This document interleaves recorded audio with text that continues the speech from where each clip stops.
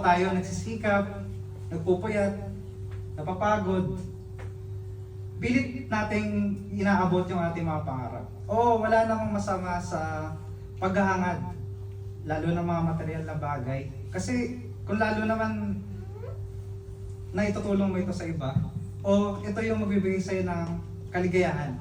Pero pinapaalala rin sa atin, lalo na ating Panginoon, na may buhay after ng buhay natin ngayon. Na mayroong paraiso na pagdadala niya sa atin. So, ngayon, alam na natin na may paraiso at aware na tayo na dapat may pinipili tayo sa araw-araw. At kung ano nga lang din, di ba dapat ang pinipili natin ay siya. So ngayon,